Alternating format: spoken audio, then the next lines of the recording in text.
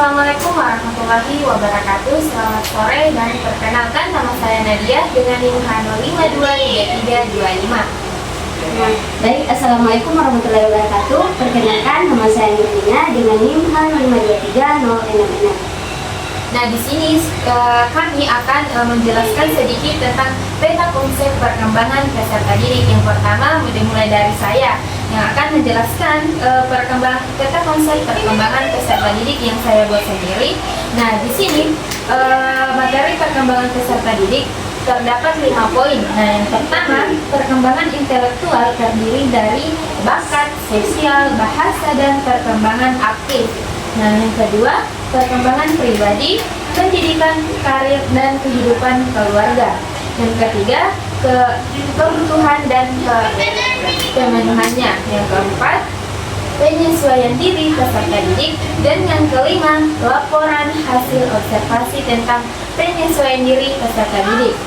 Nah, yang tadi pertama ada perkembangan intelektual terdiri dari bahasa, sosial, bakat, dan perkembangan aktif. Nah, yang kedua ada perkembangan pribadi, pendidikan, karir, dan kehidupan keluarga. Nah, yang di sini terdapat lagi 5 poin. Yang pertama yaitu menjelaskan tugas perkembangan kehidupan pribadi, menjelaskan perkembangan pendidikan dan karir, menjelaskan perkembangan remaja berkenaan dengan kehidupan berkeluarga.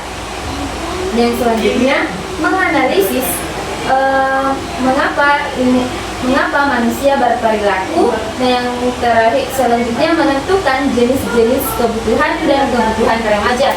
Dan yang terakhir memecahkan masalah serta konsekuensinya.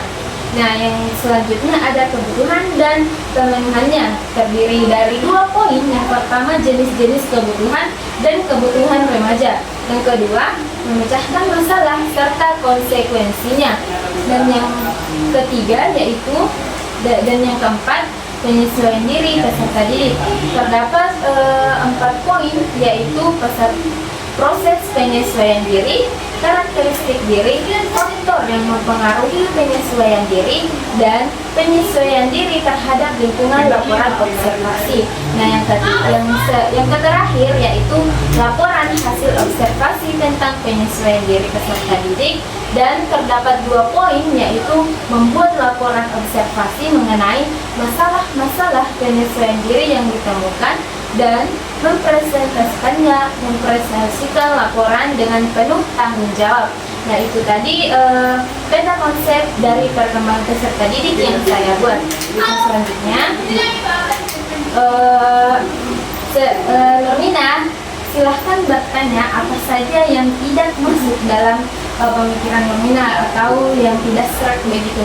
Nah, pertanyaan saya yaitu bagaimana Saudari Nadia dengan tanggapannya, yaitu apabila kita membuat laporan, apakah kita harus melakukan yang namanya observasi?